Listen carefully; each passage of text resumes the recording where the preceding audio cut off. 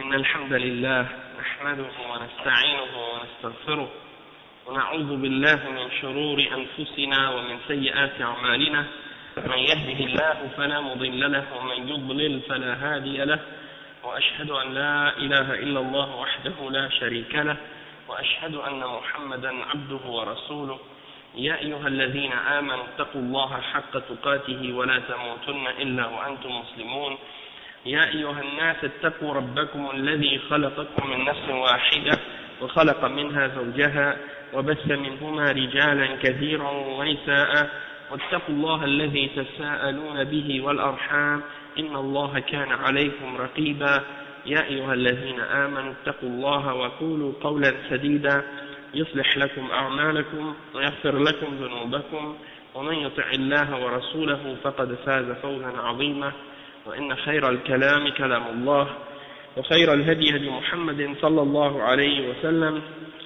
وإن شر الأمور محدثاتها وكل محدثة بدعة وكل بدعة ضلالة وكل ضلالة في النار أما بعد. Donc, alhamdulillah, aujourd'hui on est arrivé au cours numéro 45 dans l'explication des 40 hadiths, Sharh al-Arba'un al-Nawawiyya de l'imam al-Nawawi et avec le Sharh du Cheikh Salih al-Fawzan. On est rendu au hadith numéro 35, okay, et le hadith numéro 35 est rapporté par Abu Huraira, radiyallahu anhu. Et on l'a lu hier, donc on va le relire encore une fois pour savoir de quel hadith on parle. C'est un hadith dans lequel Abu Huraira radiyallahu anhu il dit قال رسول الله صلى الله عليه وسلم لا تحاسدوا ولا تناجشوا ولا تباغضوا ولا تدابروا ولا يبيع بعضكم على بيع بعض وكونوا عباد الله إخوانا المسلم أخو المسلم لا يظلمه ولا يخذله ولا يكذبه ولا يحقره التقوى ها هنا ويشير إلى صدره 3 مرات بحسب امرئ من الشر أن يحقر أخاه المسلم كل المسلم على المسلم حرام دمه وماله وعرضه رواه مسلم. Donc on a expliqué ce hadith, qu'est-ce que ça veut dire. Hier on a expliqué toute la première moitié du hadith dans lequel le prophète sallallahu alayhi wa sallam il nous interdit d'avoir de la jalousie les uns envers les autres, d'essayer de faire augmenter le prix des choses pour notre frère alors qu'on n'en a pas besoin vraiment, de se détester les uns les autres, de se tourner le dos les uns des autres et de se couper les liens, de ne pas se parler, de se tourner le visage au lieu de se faire face, ainsi de suite. Et de ne pas faire de pas essayer de faire des ententes commerciales ou des contrats de commerce ou de vente ou d'achat avec des gens alors qu'eux-mêmes ont déjà conclu un contrat. Quelqu'un a déjà vendu quelque chose ou déjà acheté quelque chose, toi tu viens puis tu veux dire à la personne non, tu n'aurais pas dû l'acheter de lui, tu n'aurais pas dû acheter ça, c'est trop cher, achète de moi je vais te donner un meilleur prix, ainsi de suite. Donc ça c'est pas correct de faire ça. Et on a expliqué des exemples de ça, et aussi de ne pas mentir à notre frère, de ne pas dire des mensonges ou des choses de ce genre, et de ne pas mépriser son frère, de ne pas avoir de mépris pour son frère, et de ne pas l'abandonner lorsqu'il a besoin de notre aide. On a parlé de tout ça. Maintenant, la dernière partie de ce hadith, c'est lorsque le prophète sallallahu alayhi wa sallam il dit at-taqwa hahuna, il dit la taqwa, on a expliqué déjà plusieurs fois qu'est-ce que ça signifie, c'est comme les ulama l'ont expliqué, de prendre entre nous et Allah subhanahu wa ta'ala une protection en faisant ce qu'il nous ordonne et en nous abstenant de ce qu'il nous a interdit de faire. Et at-taqwa c'est dans le cœur à la base, de craindre Allah subhanahu wa ta'ala, de craindre son châtiment, ainsi de suite.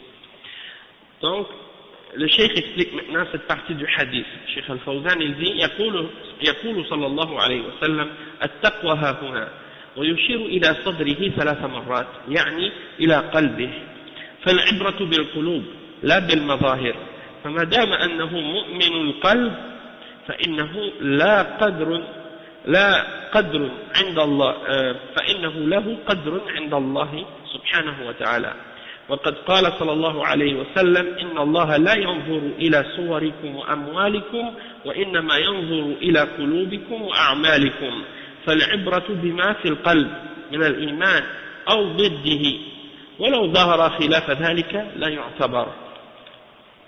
Le cheikh explique que le prophète Mohammed sallallahu alayhi wa sallam a dit at-taqwa, la piété, la crainte d'Allah subhanahu wa ta'ala, c'est ici. Et il a dit ça 3 fois en pointant sur son cœur. Hein? La piété et la crainte d'Allah c'est ici. La crainte d'Allah c'est ici. La crainte d'Allah c'est ici. C'est-à-dire, il pointe vers son cœur. Et qu'est-ce qu'on veut dire? C'est que l'important en réalité c'est qu'est-ce qui est dans le cœur et non les apparences. D'accord?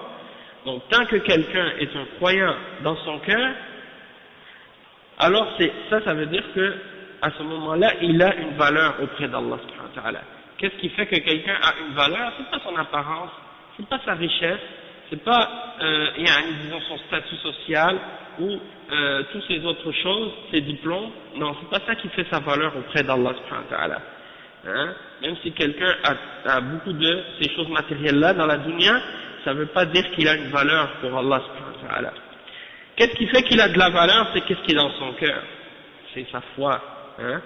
Et donc, le cheikh il mentionne un hadith du prophète sallallahu alayhi wa sallam qui est rapporté par l'imam Muslim, selon Abi Huraira, qui dit que Allah subhanahu wa ta'ala ne regarde pas vos formes physiques, vos apparences physiques ou bien vos biens, mais il regarde uniquement vos cœurs et vos actions. Donc, qu'est-ce qu'on doit prendre en considération? C'est le cœur. Qu'est-ce qu'il y a dans le cœur comme foi? Ou bien, qu'est-ce qui s'oppose à la foi? Comme la mécréance ou des choses de ce genre, ou l'hypocrisie. Hein? Et même si quelqu'un montre le contraire par la suite de la foi, le contraire de la foi, alors ça, on ne prend pas ça en considération par la suite. Et le cheikh, il explique qu'est-ce qu'il veut dire par là. Il dit ليس المعنى ما يظنه بعض الناس أنه يفعل ما يشاء من الجرائم والمعاصي يقول التقوى بالقلب. لا، هذا عكس ما يدل عليه الحديث، لأنه إذا صلح القلب صلحت الأعمال وصلحت الجوارح، كما قال صلى الله عليه وسلم ألا وإن في الجسد مضغة إذا صلحت صلح الجسد كله وإذا فسدت فسد الجسد كله ألا وهي القلب. فالذي يتظاهر بالمعاصي والمخالفات فإن ذلك دليل على فساد قلبه، والذي يعمل الصالحات والطيبات فإن ذلك دليل على صلاح قلبه. فمعنى قوله صلى الله عليه وسلم التقوى ها هنا أنه لا يغتر بالمظاهر التي يراها الناس حسنة وكان قلب صاحبها فاسدا فهي لا تنفع. فالمنافقون يتظاهرون بالإيمان ويتظاهرون بالأعمال الصالحة ولكن قلوبهم فاسدة وهم في الدرك الأسفل من النار. Donc le cheikh il dit la signification de ce hadith, c'est pas comme beaucoup de gens pourraient se l'imaginer aujourd'hui.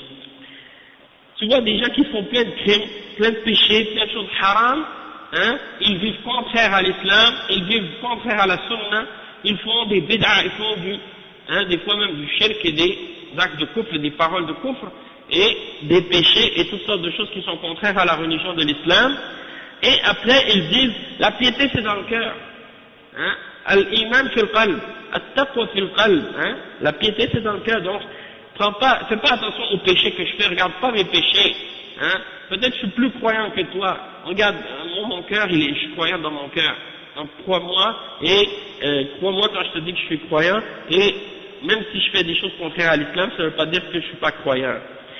Et le cheikh dit ça c'est le contraire de la signification réelle de ce qu'indique ce hadith.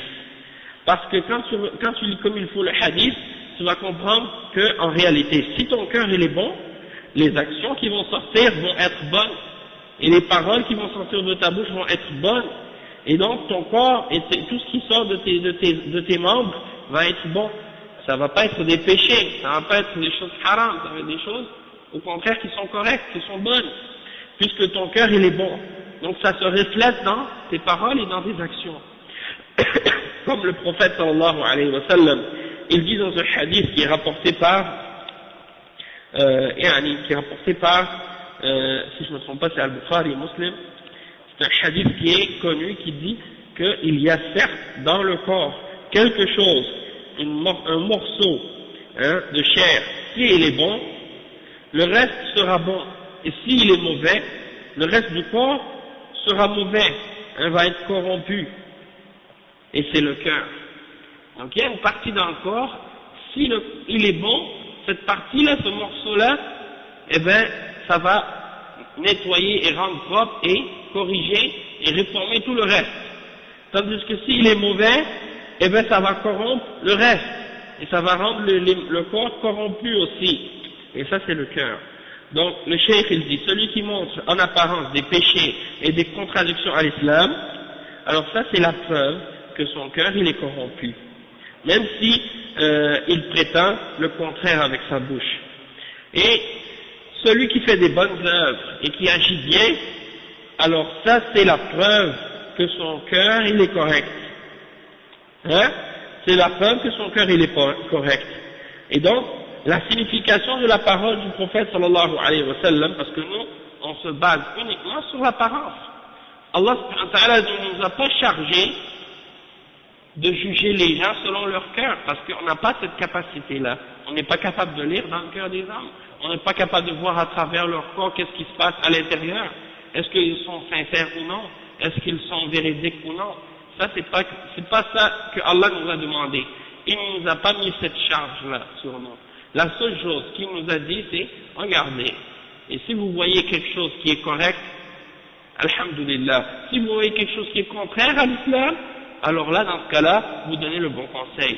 Dans ce cas-là, vous ordonnez le bien. Dans ce cas-là, vous interdisez le mal. Mais qu'est-ce qui est dans le cœur, les intentions et les autres choses, la sincérité, ça, vous ne pouvez pas savoir ça. Et c'est pas ça votre problème. Essayez pas de rentrer dans le cœur des gens. Donc, quand le prophète sallallahu alayhi wa sallam, il dit « At-taqwa hahuna » la crainte d'Allah subhanahu wa ta'ala et la piété, c'est ici, en vouant son cœur, il ne faut pas se laisser tromper par les apparences de ce que les gens peuvent nous montrer, qu'est-ce que les gens voient en apparence comme étant quelque chose de bon. Si le cœur de la personne il est corrompu, ça ne va rien lui servir. C'est-à-dire que quelqu'un peut nous montrer du bien et il cache le mal qu'il a en lui, et c'est un hypocrite. Comme les hypocrites à l'époque du prophète Muhammad sallallahu alayhi wa sallam, ils montraient la foi, ils montraient les bonnes œuvres qu'ils faisaient, mais au fond de leur cœur, ils avaient un cœur qui était corrompu. Et c'est pour ça qu'ils sont dans le plus bas des profondeurs de l'enfer. Mais ça, qui est-ce qui le sait? C'est Allah seul. Qui est-ce qui le sait que le cœur de quelqu'un est corrompu s'il montre des bonnes actions seulement? Eh bien, c'est seulement Allah subhanahu wa ta'ala. C'est seulement Allah subhanahu wa ta'ala. الشيخ dit وقوله صلى الله عليه وسلم بحسب امرئ من الشر أن يحقر أخاه المسلم. بحسب امرئ من الشر يعني يكفي الإنسان من الشر أن يحقر أخاه. احتقاره لأخيه شر محض. Donc le cheikh dit et il est suffisant pour quelqu'un comme mal, c'est suffisant pour quelqu'un d'avoir une mauvaise caractéristique du fait qu'il méprise son frère. Donc, si quelqu'un il a du mépris pour son frère, c'est suffisant pour lui. Ça c'est le mal pur, le mal absolu que quelqu'un peut avoir pour son frère. Le fait qu'il le méprise. Soit qu'il le méprise par rapport à ses caractéristiques physiques, soit qu'il le méprise par rapport à son statut social, soit qu'il le méprise par rapport à ses biens, puisqu'il est pauvre ou des choses de ce genre, soit qu'il le méprise à cause de son manque d'éducation, le fait qu'il n'a pas de diplôme ou des choses de ce genre dans la dunya. Tout ça, c'est des critères matériels par lesquels les hommes jugent dans cette dunya. Mais c'est pas ça qui détermine la valeur d'un croyant. Et c'est pas ça qui détermine la valeur d'un musulman auprès d'Allah subhanahu wa ta'ala. Pour Allah subhanahu wa ta'ala, la valeur d'un individu, la valeur d'un être humain, se détermine par rapport à sa foi et à sa piété et qu'est-ce qu'il a dans son cœur, et les bonnes œuvres qu'il fait pour Allah subhanahu wa ta'ala avec sincérité, du moment qu'il est sur le tawhid et qu'il est sur la sunna, alhamdulillah, c'est ça qui fait qu'il a de la valeur, même si les gens le méprisent par la suite, eh bien, auprès d'Allah subhanahu wa ta'ala, il est grand, et au jour de la résurrection, les gens vont voir la réalité. Les gens vont voir la réalité. Hein. Et s'il y avait un miroir dans ce monde, dans lequel on pouvait se regarder et voir notre vraie valeur, selon qu'est-ce qu'on a dans le cœur, on verrait peut-être que certaines personnes qui sont belles et riches, peut-être que ce seraient les plus laids dans la réalité, tandis que d'autres qui sont pauvres et moins respectés dans cette dunya, s'ils se regardaient dans ce miroir, peut-être que ce seraient eux les plus riches, les plus gros, les plus grands. Hein? Donc ça c'est des exemples qu'on ne doit pas se baser sur l'apparence. Allah subhanahu wa ta'ala, il n'a pas divisé les hommes par rapport à leur apparence extérieure ou par rapport à leur richesse ou à leur bien matériel, dans cette dunya, par rapport à leur foi. Il n'a pas donné les plus belles apparences ou la plus grande richesse aux croyants. Il faut dire, bon, quand quelqu'un va être un croyant, on va faire qu'il soit beau, on va faire qu'il soit riche, on va faire qu'il soit puissant et fort. Non, peut-être que c'est le contraire. Et le contraire est vrai aussi également. Peut-être que quelqu'un il est, dans le contraire c'est vrai aussi, dans le sens que peut-être quelqu'un il est faible, il n'a pas toutes ces caractéristiques de richesse et de bien, mais pour Allah il est le plus élevé et le plus grand. Et il y a des exemples comme, si je ne me trompe pas, c'est Abdullah ibn Mas'ud. Il avait des jambes très très maigres, si je ne me trompe pas c'est lui. Il l'appelait Ibn Ummi Abd. C'est pas lui qui l'appelait Ibn Ummi Abd? Abdullah ibn Mas'ud, Ibn Ummi Abd. Subhanallah. Subhanallah, il avait des jambes très très maigres. Les Sahaba se moquaient de ses jambes tellement ils étaient maigres. Il était monté une fois dans un arbre et les Sahaba commençaient à faire des blagues sur la minceur de ses jambes. Il a dit, est-ce que vous êtes en train de vous moquer de ces jambes? Sachez que dans la balance au jour de la résurrection, ils sont très lourdes. Peut-être plus lourdes que la montagne de Uhud. Donc c'est pour dire que quelqu'un là, c'est pas son apparence physique là, dans cette dunya qui va déterminer qu'est-ce qu'il vaut dans l'akhirah.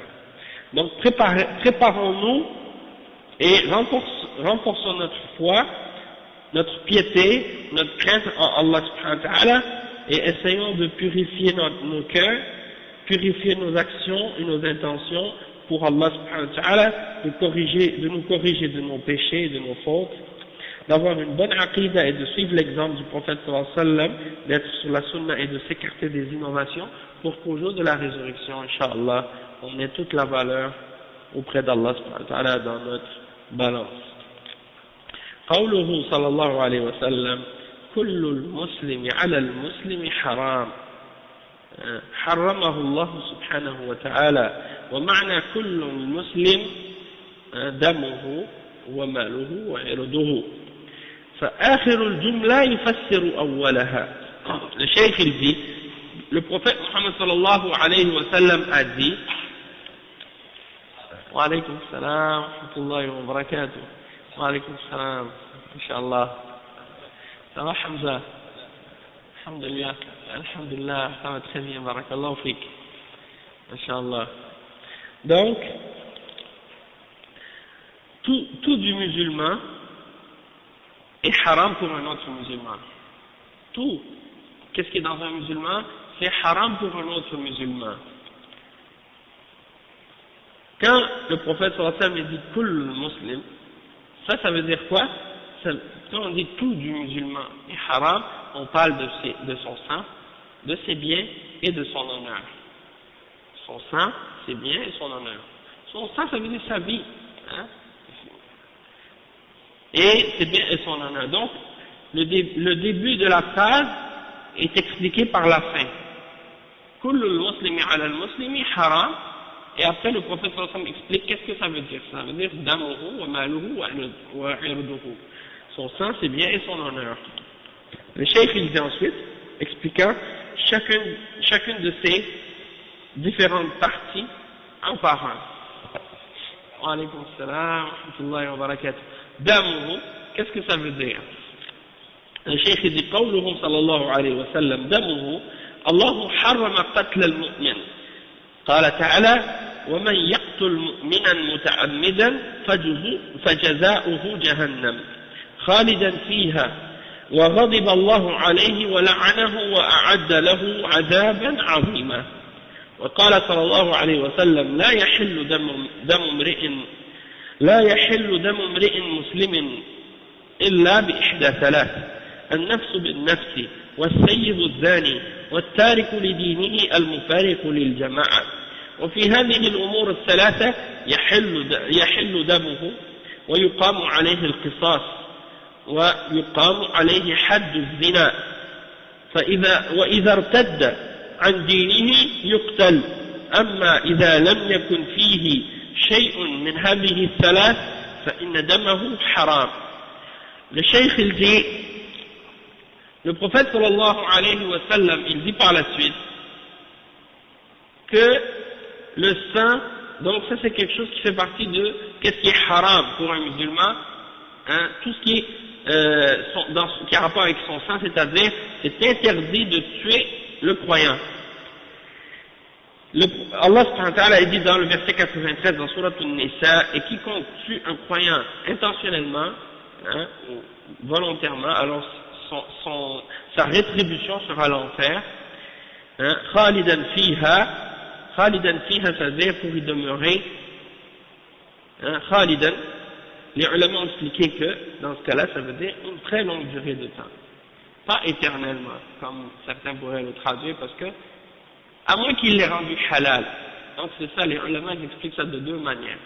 Soit que ça veut dire que la punition qui est mentionnée dans ce verset-là, sa rétribution sera l'enfer pour y demeurer éternellement, et Allah subhanahu wa ta'ala est en colère contre lui, et le maudit, et il a préparé pour lui un châtiment énorme.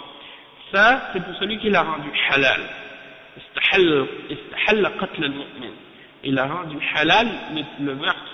Il a rendu halal le fait de tuer. Et ça, c'est kufr.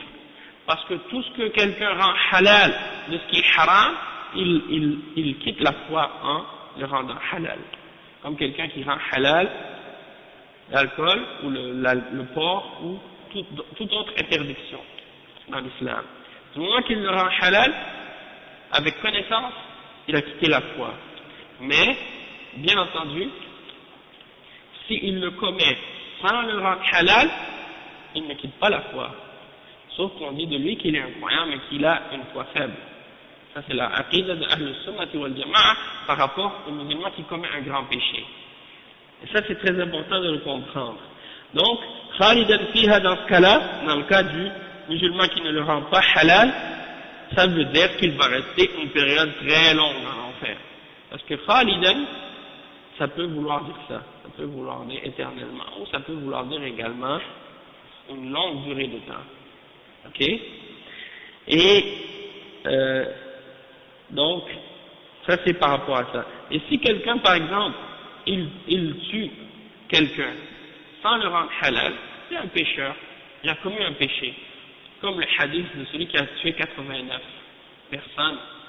Hein? Le prophète sallallahu a donné cet exemple d'un homme qui avait tué 99 personnes. Il n'a pas dit qu'il était kafir. Il a dit seulement qu'il avait commis un crime, un grand péché. Il a tué 99 personnes. Et il a demandé est-ce qu'il a une repentance, est-ce qu'il a une tauba. Et il est allé demander à un adorateur, un moine ou un abid. Il a dit est-ce que j'ai tué 99 personnes, est-ce que j'ai une repentance? Et le prophète sallallahu lui a dit, l'homme, le abid lui a répondu, il lui a dit non, tu n'as pas de repentance. Alors qu'est-ce qu'il a fait? Il l'a tué, il a complété 100 avec lui, parce qu'il a dit puisque j'ai pas de repentance, j'ai rien à perdre. Alors il l'a tué, ça a fait le nombre de 100. Et il a continué son chemin, il a rencontré un savant, un alim. Et ce alim il lui a demandé est-ce que j'ai une repentance pour avoir tué 100 personnes? Il lui a dit certes oui, tu as une repentance. Et il lui a montré comment se repentir. Donc ça c'est la preuve que le fait de tuer, même si quelqu'un a tué jusqu'à 100 personnes, il peut toujours se repentir et il n'a pas quitté la foi pour avoir tué quelqu'un. Hein? Ça c'est un exemple parmi beaucoup d'autres preuves. Donc celui qui tue quelqu'un, ça c'est un crime en islam, et il mérite certes une punition selon la charia, comme on va le voir. Et la peine ou la punition du meurtre en islam, c'est que la personne soit exécutée. Hein? Ça c'est la punition pour celui qui tue. Il doit être tué lui aussi. Mais bien entendu, c'est pas n'importe qui va le tuer. C'est les responsables de l'État, hein, après l'avoir jugé devant, d'être passé devant le juge à la cour, là, lorsqu'ils auront amené des preuves, des témoins qui auront témoigné de son crime, et qu'il y aura des preuves qui montrent ça, là après le juge va décréter à son sujet qu'il a tué et qu'il mérite d'être exécuté à cause de ce crime-là. Ça c'est la peine islamique pour le meurtre. Il va être exécuté d'un coup d'épée. D'accord? Et ça c'est pour celui qui a tué, que ce soit qu'il croit que c'est halal ou non. Tandis que s'il croit que c'est halal, il va être exécuté, non pas pour seulement le fait qu'il a commis le meurtre, mais parce qu'il l'a rendu halal. Et si quelqu'un n'a pas tué personne, il n'a tué personne, mais il dit tuer c'est halal, lui il est pire que celui qui a tué et qui reconnaît que c'est un péché. Parce que celui qui déclare ce péché-là halal, il est kafir, il est murtad, il est apostat. Tandis que celui qui fait le meurtre, mais il reconnaît que ce qu'il a fait c'est haram et que c'est un grand crime, il est toujours musulman, hein, sauf qu'il a commis un péché. Lorsque Allah subhanahu wa ta'ala mentionne dans un verset dans le Coran que quelqu'un aura une punition de l'enfer pour un péché quelconque, ça rentre dans les textes qui parlent de la menace. Et la position de Ahl Sunnati wal Jama'a au sujet des versets et des hadiths qui donnent une menace de l'enfer ou d'une punition quelconque pour un péché quelconque, c'est que cette punition-là, la personne qui meurt sur le tawhid, il est sous la volonté d'Allah subhanahu wa ta'ala. S'il meurt sans être repenti, il est sous la volonté d'Allah subhanahu wa ta'ala. Si Allah subhanahu wa ta'ala veut lui pardonner ce péché-là et le faire rentrer direct au paradis, il peut le faire par sa miséricorde. Et donc cette personne-là qui a commis ce péché-là, il va être pardonné, hein, et il va rentrer au paradis directement. Sinon, la personne, Allah subhanahu wa ta'ala peut décider de la châtier et de le mettre en enfer par sa justice. Mais s'il entre en enfer, il ne va pas demeurer éternellement en enfer du moment qu'il n'a pas commis de shirk majeur ou de forme de kufr majeur. Parce que Allah subhanahu wa ta'ala, il le dit dans le Coran, Inna Allah la yaghfiru an yushraka bih wa yaghfiru ma duna dhalika liman yasha. Allah subhanahu wa ta'ala ne pardonne pas qu'on fasse le shirk avec lui, qu'on associe quoi que ce soit avec lui dans l'adoration, mais il pardonne tout autre péché à qui il veut, tout autre péché moindre que ce péché-là à qui il veut. Donc quelqu'un qui n'a pas commis de shirk majeur ou de kufr majeur et qui meurt en commettant un grand péché pour lequel il ne s'est pas repenti, alors celui-là il est sous la volonté d'Allah. Si Allah veut, il le pardonne et le fait rentrer au paradis, sinon il le fait rentrer en enfer par sa justice, mais il ne va pas demeurer éternellement en enfer. Après un certain temps, il va sortir de l'enfer et il va rentrer au paradis, parce que c'est un croyant, c'est un musulman. Et le prophète sallallahu alayhi wa sallam a dit que toute personne qui a un atome de foi dans son cœur, il va rentrer au paradis. Et Allah va faire sortir de l'enfer par l'intercession des intercesseurs tous ceux qui ont jusqu'à un atome de foi dans leur cœur. Donc ça c'est la aqidah de Ahl Sunnah wal Jama'a à ce sujet-là. Et ça c'est très important de le comprendre. Donc quand vous voyez un verset dans le Coran qui dit « Celui qui fait tel péché, il aura la punition de l'enfer », ça ne veut pas dire que nécessairement la personne qui meurt en ayant commis ce péché-là parmi les musulmans et qui ne s'est pas repenti avant de mourir va être automatiquement, directement en enfer absolument. Non. D'accord? Barakallahu fik. Donc ça c'est par rapport à ce péché-là ou à n'importe quel autre péché aussi, parmi les kaba'ir hein, dans l'islam. Bon, il y a des ulama à propos des khawarij qui tuent, il y en a des ulama qui ont considéré que les khawarij sont des kuffars. Parce que le prophète sallallahu alayhi wa sallam, il dit « Yamrukuna min ad-din kama yamruku as-sahmu min ar-ramiyya » c'est-à-dire ils sortent de la religion. Et il y en a qui ont dit, bon, parmi les preuves qu'ils ont mentionnées, ils ont mentionné cette partie-là du hadith qui dit qu'ils sortent de la religion de l'islam. Et il y en a d'autres ulama qui ont expliqué que non, ils ne sont pas nécessairement en dehors de l'islam, puisque c'est pas comme s'ils ont seulement rendu halal le meurtre des musulmans ou le sang des musulmans, ils ont une shubha ou ils ont un ta'wil, et à cause de ça, ils sont excusés dans ce sens-là. Ok? Donc il y a une divergence à ce sujet-là même depuis le temps des salafis. D'accord? Wallahu a'lam. Et le cheikh ensuite il dit وقال صلى الله عليه وسلم, et le prophète صلى الله عليه وسلم a dit le sang d'un individu musulman. Ah oui, est-ce que ça veut dire que si le sang du musulman est haram et que c'est haram de tuer un croyant, est-ce que ça veut dire que de tuer un non-croyant c'est halal? Hein? Ça dépend. Barakallahu fikum. Non, c'est ça. Donc, si c'est un kafir qui fait partie de ceux qui ont été protégés par les musulmans par une entente de paix, parce que là son sang est protégé, on n'a pas le droit de l'atteindre ni dans ses biens ni dans son sang. Hein? Et le prophète sallallahu alayhi wa sallam a dit à ce sujet-là, man qatala mu'ahadan lam yarih ra'ihat al-jannah. Celui qui tue un kafir, mais qui est avec une entente ou un pacte ou une protection des musulmans, alors dans ce cas-là, il ne sentira pas l'odeur du paradis, même si c'est un kafir. Hein. Et il y a des versets qui parlent de ça aussi dans le Coran. Donc, le kafir qui est sous une entente ou un pacte avec les musulmans, il est protégé. Hein, et celui qui le tue, il a trahi l'entente des musulmans, il a trahi le dirigeant des musulmans, il a trahi l'islam. Hein. Donc tous ceux qui font des attentats aujourd'hui ou qui tuent des kuffars dans les pays musulmans, ceux-là font partie de ceux qui ont trahi l'islam, qui ont trahi leurs dirigeants et qui ont trahi l'entente des musulmans. Donc ça c'est grave. Et le cheikh il dit donc que le sang du musulman il n'est pas licite excepté pour trois choses. Un nafs bin nafs, c'est-à-dire quelqu'un qui va être exécuté parce qu'il a tué quelqu'un d'autre. Hein?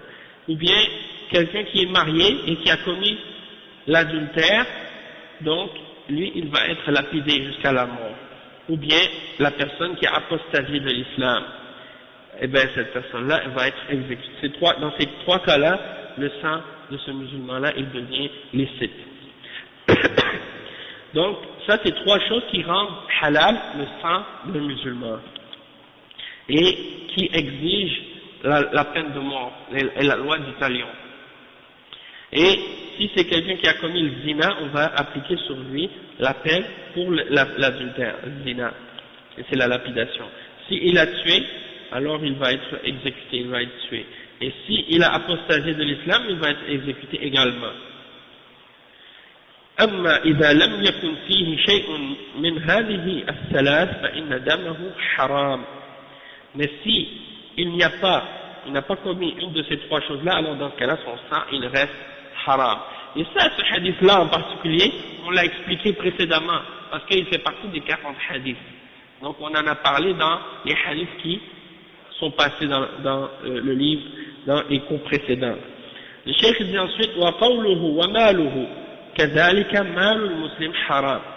قال تعالى يا أيها الذين آمنوا لا تأكلوا أموالكم بينكم بالباطل إلا أن تكون تجارة عن تراض منكم فمال المسلم كدمه حرام لا يجوز أخذه إلا بطيب من نفسه كما في الحديث لا يحل مال امرئ مسلم إلا بطيب من نفسه برضاه لا يغتصب منه المال ولا يسرق فلا تخنه في المعاملة أو تغشه وتأخذ ماله بغير حق فماله حرام إلا ما كان عن معاملة صحيحة كأن تكون تجارة عن تراض وكذلك لا يكره على البيع أو على الشراء إلا بحق فإذا كان عليه دين وأبى أن يسدد فالسلطان يسدده من ماله أو يبيع ماله ويسدد لأن هذا بحق أما إذا كان بغير ذلك فلا يجوز إكراهه على البيع أو على الشراء إلا بطيب ورضا من نفسه عن تراض منكم. Donc le cheikh il explique ensuite que lorsque le prophète Mohammed sallallahu alayhi wa sallam dit wa maluhu, c'est-à-dire que les biens du musulman sont haram pour un autre musulman.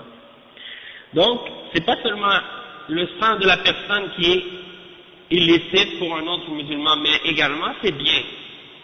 Et il mentionne le verset 29 dans lequel Allah subhanahu wa ta'ala il dit ô vous qui avez cru, ne consommez pas vos biens les uns les autres de façon illicite. Ne mangez pas les biens les uns des autres, vos biens les uns des autres de façon illicite, excepté si vous le faites par le commerce et que vous le faites de bon gré entre vous. Alors là, dans ce cas-là, c'est permis. Si c'est par commerce, parce que vous vendez quelque chose ou vous achetez quelque chose et vous êtes satisfait mutuellement de cet achat ou de cette vente, alors là, dans ce cas-là, c'est halal. Et le cheikh, il dit que les biens du musulman sont aussi sacrés que son sang. Donc, quand il dit que les biens, le sang et l'honneur, les sangs et les biens et l'honneur du musulman sont haram, ça veut dire que c'est sacré, ces choses-là. Tu n'as pas le droit d'y toucher. Et donc, il dit, tu n'as pas le droit de prendre quoi que ce soit de ton frère, excepté s'il le donne de bon gré. Et il mentionne un autre hadith qu'on a déjà cité, dans lequel le prophète sallallahu alayhi wa sallam a dit لا يحل مال امرئ مسلم إلا بطيب من نفسه. Il n'est pas licite de prendre quoi que ce soit du bien d'un musulman, excepté ce qui est donné de bon gré, de lui-même. Il le donne et il est satisfait de le donner. Donc, on n'a pas le droit d'usurper les biens de quelqu'un, de le prendre par force, comme les jeunes ici ils font là, comment on dit, quand ils vont taxer les gens, ils appellent ça taxer, ou moguer,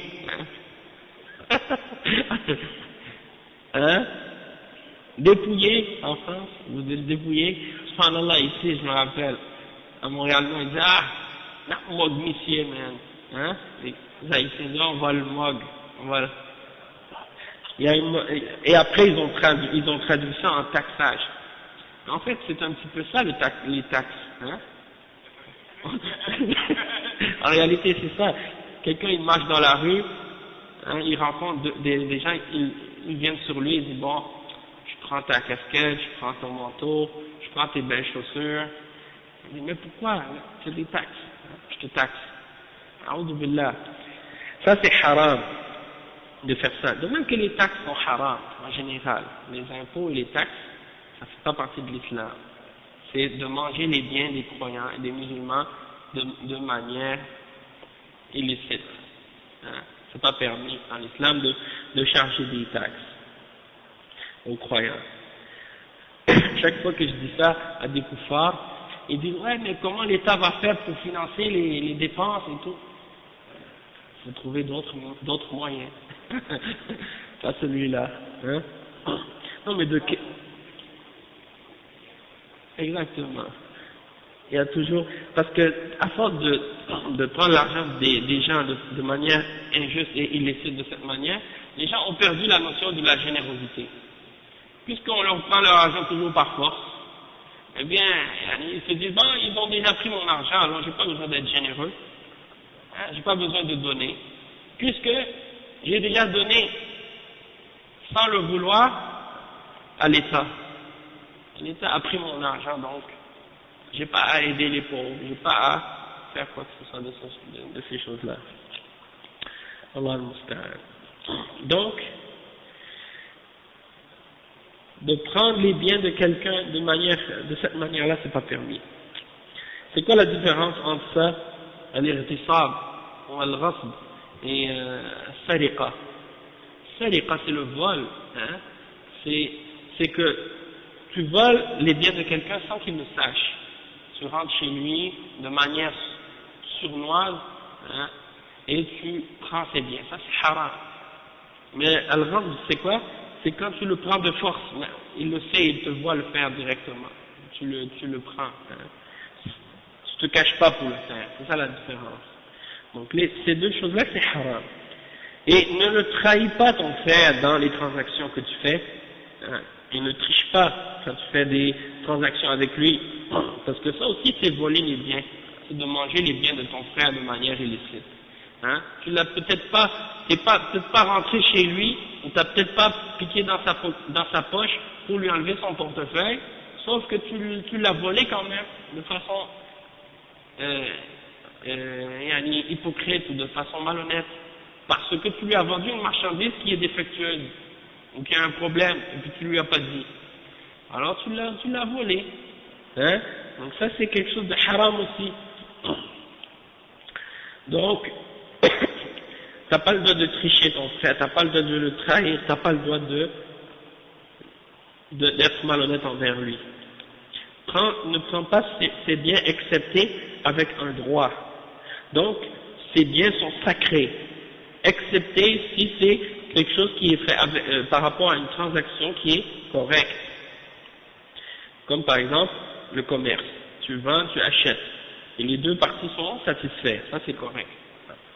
De même que tu n'as pas le droit de forcer quelqu'un à acheter quelque chose, hein, ou à vendre quelque chose.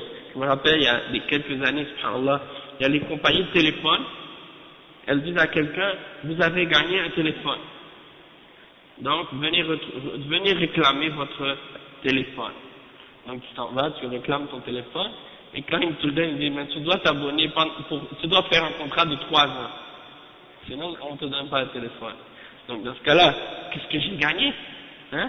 Puisque tout le monde qui veut un téléphone est obligé de prendre un contrat d'un an, ou bien de s'abonner, de prendre un... Même s'il n'a pas gagné, il va pouvoir aller dans n'importe quel magasin de téléphone cellulaire pour avoir ça. Il n'est pas obligé de participer, de gagner quoi que ce soit pour avoir ça. Donc, c'est de la fausse publicité, ok? Et il y a des choses comme ça qui peuvent se faire même chez des musulmans, parfois.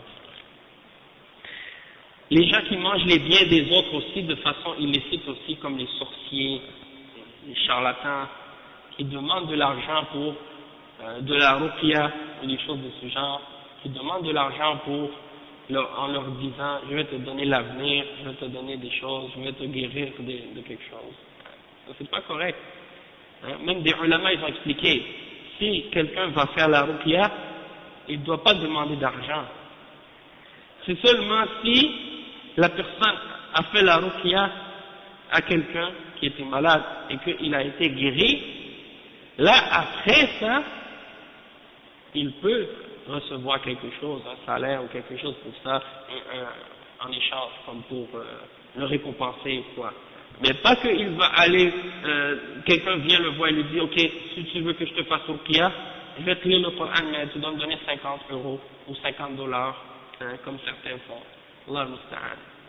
Il y en a qui achètent des caisses d'eau, comme on va dire 12 bouteilles d'eau, ou 24, des 1 litre, peut-être il va payer 10 sous, 10 centimes chaque bouteille, il lit le Coran sur le paquet, en d'un seul coup, et puis il vend chaque bouteille 30 euros, 30 dollars, imaginez.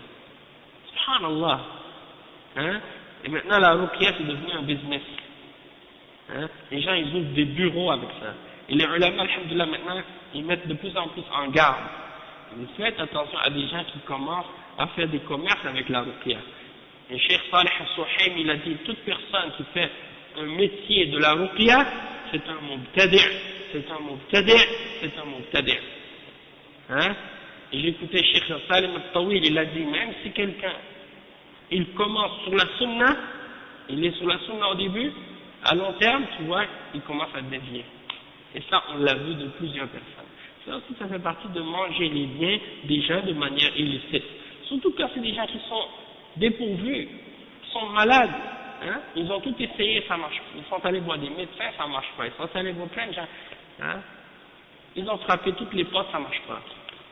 Donc, ils veulent trouver un remède. Et puis là, ils vont voir ces charlatans-là qui leur mangent tout leur argent. Donc ça, c'est grave. Donc, la ruqya c'est bien, ça fait partie de la sunna, mais de le faire correctement, selon les règles. Le mieux c'est de le faire pour soi, de se faire la ruqya à soi-même. T'as pas besoin d'aller voir quelqu'un spécifique. Hein? Donc ça c'est des exemples. T'as pas le droit de, le cheikh dit, t'as pas le droit de forcer quelqu'un à te vendre quelque chose ou à acheter quelque chose, excepté pour un droit. Comme par exemple, quelqu'un qui a une dette. Il a de l'argent et il a une dette. Et il refuse de la payer. Alors le dirigeant, ou bien son représentant, comme le juge ou ceux qui ont un pouvoir dans la société pour faire respecter ces lois-là, il va régler ses dettes avec son argent. Il va le prendre de force, son argent, pour payer les dettes.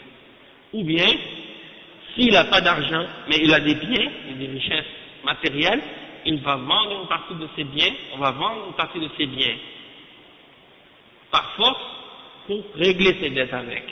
Parce que ça, c'est de l'injustice que la personne fait. Il a de l'argent, puis il ne paye pas ses dettes. Ça, c'est pas correct. C'est pas comme celui qui n'a pas d'argent et qui peut pas payer ses dettes parce qu'il n'a pas les moyens ou parce qu'il n'a pas de revenus. Ça, c'est une chose. Mais quelqu'un, il a de l'argent, hein, il travaille, il a de l'argent et tout, puis il refuse de payer sa dette. Alors là, ça, c'est autre chose. Et ça, c'est des règles de l'islam. Beaucoup de musulmans, ils ignorent les règles du commerce par rapport à l'islam. Les règles de l'islam qui expliquent comment on doit agir dans les questions économiques, que ce soit dans les transactions ou dans le commerce ou dans tout ce qui a rapport avec les autres aspects du commerce, la location, la vente, les dettes, ainsi de suite. Il y a des règles dans la charia qui clarifient toutes ces choses-là. Hein? Donc on est supposé de régler et de gérer la vie des musulmans selon ces règles-là. Hein? Après, le cheikh il dit, donc, dans des cas comme ça, c'est permis de vendre ou d'acheter les choses de quelqu'un sans qu'il le veuille, parce que c'est des cas spéciaux, c'est des cas exceptionnels.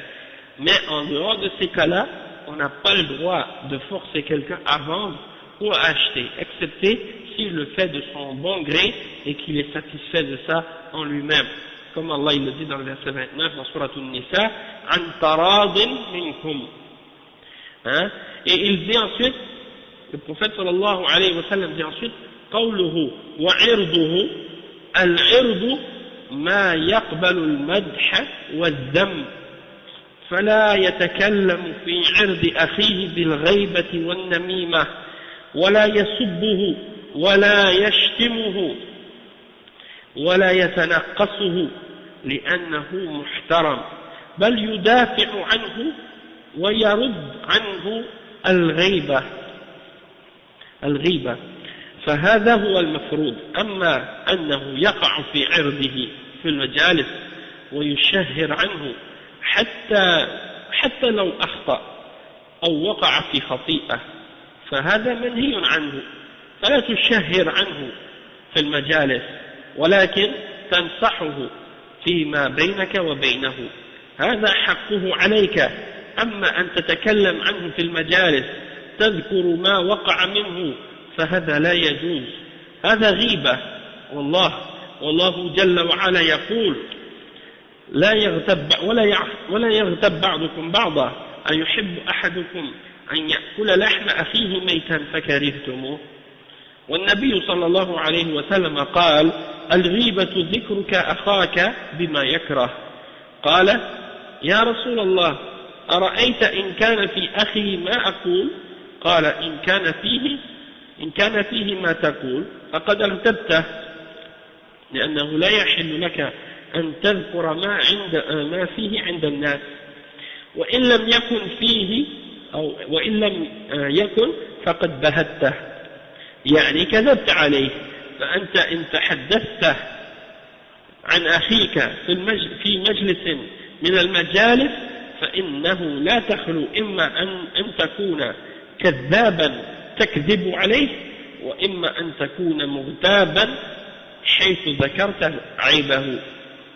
Le cheikh il dit, le prophète sallallahu alayhi wa sallam, donc il a expliqué que le sang du musulman il est sacré, puis ses biens sont sacrés, et ensuite il te dit que son honneur est sacré, son haram, son honneur.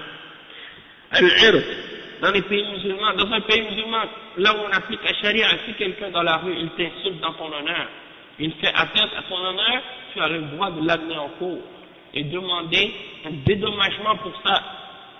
Hein? Ici, ici en principe il y a ça, l'atteinte à l'honneur, l'atteinte à... Hein? Mais bon, c'est tellement devenu courant que les gens s'insultent dans la rue que personne ne prend ça au sérieux. Quelqu'un peut insulter n'importe qui dans la rue, personne ne fait de plainte.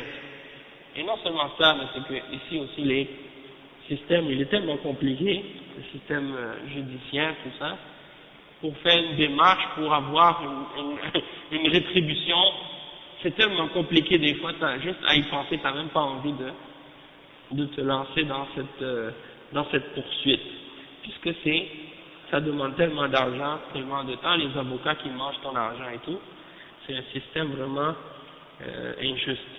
Même leur système de justice est injuste. Hein? Allah Musta'an. Donc, ici le prophète sallallahu alayhi wa sallam, il a déclaré que l'honneur il est sacré.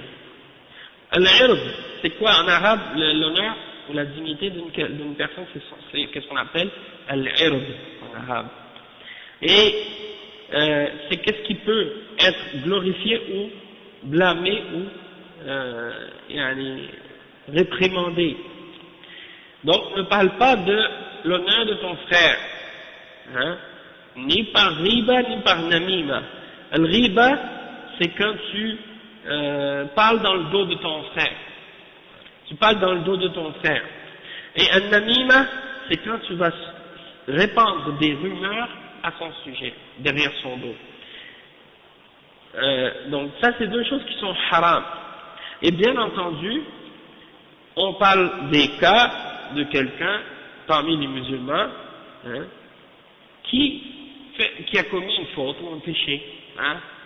On ne parle pas de quelqu'un qui est connu parmi ceux qui appellent à des bid'a ou qui appellent à un manhaj qui est dévié. Ça c'est une autre catégorie, ça rentre pas là-dedans. Parce que ça c'est par rapport au fait de vouloir donner le bon conseil aux musulmans pour mettre en garde contre un individu ou contre un groupe. Hein, tu mentionnes leurs fautes ou leurs erreurs pour protéger l'islam et les musulmans de cet individu ou de ce groupe. Ça c'est autre chose, ça rentre pas dans le riba. Ou bien par exemple, quelqu'un qui veut faire un entente du commerce avec toi, il te demande conseil sur quelqu'un. Il dit écoute, moi, il y a quelqu'un, je dois faire un commerce avec lui, je veux savoir, est-ce que lui tu me conseilles de faire un contrat avec cet individu? Est-ce que lui il est fiable? Est-ce que lui il est honnête? Et que toi tu vas lui dévoiler la réalité de cet individu-là. Pas pour parler dans son dos, mais pour lui donner le bon conseil et pour le protéger. Pour que les gens sachent, hein, pour que cet individu-là sache que s'il fait une affaire avec lui, il risque de se faire avoir. Si tu te tais dans des situations pareilles, tu l'as trahi ton frère. Tu l'as triché à ton frère. Donc, ça rentre pas dans le riba non plus. De même que quelqu'un qui vient demander quelqu'un en mariage, c'est de ton obligation, de ton devoir, si tu sais des choses au sujet de cet individu-là, de dévoiler ces choses-là et de le dire à cette personne qui t'a demandé conseil. Parce que si tu ne le dis pas, qu'est-ce qui va arriver par la suite? La personne va avoir des problèmes à cause de toi. Donc ça, c'est pas le riba, ça rentre pas dans le riba. Donc ça, c'est des exemples comme ça pour clarifier. Parce que souvent, vous avez aujourd'hui des gens qui mélangent tout. Ils mettent qu'est-ce qui est riba dans qu'est-ce qui est pas riba, puis qu'est-ce qui est pas, ils mélangent les choses. Et donc, quand des fois on met en garde contre des innovateurs, ou des gens de bid'a, ou des gens d'égarement, que ce soit des gens qui appartiennent à des sectes, ou à des groupes, comme les Shia, les Soufiyas, les Ikhwan, les Tabligh, ou d'autres groupes, ils disent, oh, ces gens-là, ils parlent dans le dos, ils critiquent les gens, ils parlent.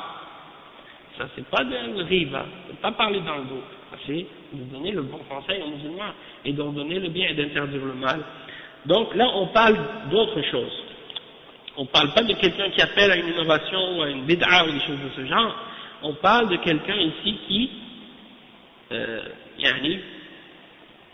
peut avoir par exemple des fautes ou des péchés. Tu vas pas parler dans son dos, tu vas pas répandre des choses personnelles à son sujet. Tu vas le dire aux gens. Des choses de sa vie personnelle, tu t'en vas raconter ça aux gens. Ah, un tel il a fait ça, il a dit ça, il a fait ça, il a dit ça. Après tout le monde, ils savent sa vie personnelle, et ses choses privées. Les gens, ils le savent après. Et la personne, quand elle rentre quelque part, tout le monde la regarde bizarre parce que tout le monde a su des choses personnelles de sa vie que les gens ne sont pas supposés de savoir. Hein? Ça, c'est pas correct de faire ça. Ok? Et ça rentre dans al-riba ou al-namira. De même que tu vas pas insulter ton frère, tu vas pas l'insulter, tu vas pas lui lancer des injures ou le rabaisser par tes paroles, l'insulter, le maudire ou des choses de ce genre. Au contraire, tu dois le respecter, ton frère. Et tu dois le défendre. Et lorsque des gens sont en ta présence et qu'ils sont en train de parler dans son dos, tu dois répondre à la personne qui est en train de parler dans son dos. Ça, c'est ce qui est obligatoire. Tu dois défendre l'honneur de ton frère si quelqu'un est en train de parler de lui en ta présence et que tu es capable de répondre. Hein? Donc, si par exemple, tu es dans une assemblée et les gens sont en train de parler de quelqu'un, de mentionner publiquement des choses à son sujet, même si ton frère il a fait une faute, même si ton frère il est tombé dans une erreur, ça c'est interdit de faire ça. Tu t'assois dans une assemblée puis tu commences à parler de ses fautes et de ses péchés devant tout le monde. Ça c'est pas permis. Surtout si c'est des choses qui ont rapport avec lui, personnel. Le cheikh il dit, ça c'est pas permis et ça fait partie du riba, hein, et si tu as un conseil à lui donner à ton frère, tu vas le voir personnellement et tu vas lui donner le conseil entre toi et lui.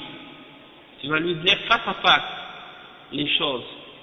Tu vas lui dire, mon frère, j'ai vu que tu as fait telle chose, ou je t'ai vu telle place, ou je t'ai entendu dire telle chose. Ça c'est pas correct. Ça, mon frère, je t'ai vu faire ça, c'est haram. Allah subhanahu wa ta'ala. Je t'ai vu tel endroit avec une femme. Qu'est-ce que tu faisais avec elle? Mon frère, ça c'est dangereux. Éloigne-toi de ça. Tu risques de tomber dans le haram. Tu risques de tomber dans le zina. Hein? Tu fréquentes des filles comme ça, c'est pas bien. Ou bien quelqu'un, tu le vois en train de faire d'autres péchés qu'elle, peu importe le péché, tu le vois en train de faire quelque chose pas bien. Tu vas le voir lui tout seul, tu lui parles. Tu ne vas pas aller devant les gens et dire, ah j'ai vu un tel, il était là, il a fait ça, il a fait ça. Non, non, non. Ça c'est pas correct. Et donc, ça c'est interdit de le faire et yani, ça fait partie de l'ghiba. Et Allah subhanahu wa ta'ala dit dans le verset 12, dans Surat al-Hujurat, وَلَا يَغْتَبْ بَعْضُكُمْ بَعْضًا. Et ne parlez pas les uns dans le dos des autres. Et Allah subhanahu wa ta'ala dit, est-ce que l'un d'entre vous aimerait manger la chair de son frère alors qu'il est mort? Vous détesteriez, hein, vous auriez détesté une chose pareille? Alors ne parlez pas dans le dos de vos frères, c'est ça que ça veut dire. Hein? Parce que quand tu parles dans son dos, c'est comme si tu mangeais sa chair alors qu'il est mort. Hein? Donc ça c'est une sorte de cannibalisme. Les gens qui mangent la chair des morts. C'est comme tu détestes faire ça, comme tu détesterais faire ça, déteste parler de ton frère dans son dos. Qu'Allah nous préserve de ces gens-là. On a entendu des choses comme ça, mais ça c'est vraiment des choses exceptionnelles contre nature. Les gens qui mangent des gens, hein? Donc le cheikh il dit ensuite, والنبي صلى الله عليه وسلم قال, donc le prophète صلى الله عليه وسلم a dit, al-riba, c'est lorsque tu parles de ton frère et que tu mentionnes ce qu'il n'aime pas, hein, en son absence. Le messager d'Allah sallallahu alayhi wa sallam, on lui a posé la question, et au messager d'Allah, et qu'est-ce que tu dis dans le cas où quelqu'un il mentionne des choses à propos de son frère qui sont vraies? C'est-à-dire, on parle de ses défauts ou de ses fautes en son absence, mais ces choses-là, c'est réel, c'est vrai. Et là, ces défauts-là, ou il a ces problèmes-là en lui, qu'est-ce que tu dis à ce sujet-là? Alors il dit, si c'est vrai, et que c'est réellement en lui ce défaut-là, alors tu as parlé dans son dos. Tu as fait le riba. C'est ça le riba. Hein? Même si c'est vrai, pas parce que c'est vrai que tu as le droit de le dire, hein? De parler de ça devant les gens. Donc c'est pas permis de mentionner ce genre de choses-là devant les gens. Et si ce n'était pas vrai, alors tu l'as calomnié dans ce cas-là. C'est encore pire. Hein? Donc tu as menti à son sujet. Tu l'as calomnié. Hein? Donc, lorsque tu parles dans une assemblée, que ce soit de 2 personnes ou une assemblée de plusieurs personnes, tu parles de ton frère et tu dis des choses à son sujet en son absence, hein, c'est soit que c'est de 2 possibilités. Soit que tu es en train de mentir sur lui, donc tu es en train de calomnier cette personne, ou si tu ne dis pas quelque chose de faux, tu es en train de parler dans son dos, et dans les 2 cas, c'est mal, parce que tu mentionnes ses défauts et ses fautes. Le cheikh il dit, et ça c'est pas permis. فهذا لا يجوز المسلم. هذا لا يجوز المسلم محترم. والواجب النصيحة السرية بدون تشهير وبدون تعيير وبدون إشاعة. قال تعالى إن الذين يحبون أن تشيع الفاحشة في الذين آمنوا لهم عذاب أليم إن الذين يحبون أن تشيع الفاحشة في الذين آمنوا لهم عذاب أليم في الدنيا والآخرة والله يعلم وأنتم لا تعلمون. فليس علاج المنكر بالتشهير والتعيير والحديث في المجالس، علاجه بالنصيحة والأمر بالمعروف والنهي عن المنكر على ما توجبه الشريعة، كما قال ذلك شيخ الإسلام ابن تيمية رحمه الله في العقيدة الواسطية. Donc le cheikh dit n'est pas permis de faire ce genre de choses. Le musulman, il est respecté et c'est une obligation pour nous de donner le bon conseil et la nasiha de manière secrète, hein, en secret. Tu vas voir la personne sans que ce soit fait pour publiciser ça ou dire ça publiquement, de salir la réputation de quelqu'un, hein, ou de l'insulter ou de répandre à son sujet des mauvaises rumeurs. Ça c'est pas permis. Allah subhanahu wa ta'ala il dit, ceux qui aiment répandre la turpitude au sujet de ceux qui ont cru, ils auront un dur châtiment dans cette dunya et dans l'akhirah. Et Allah subhanahu wa ta'ala sait, et vous, vous ne savez pas.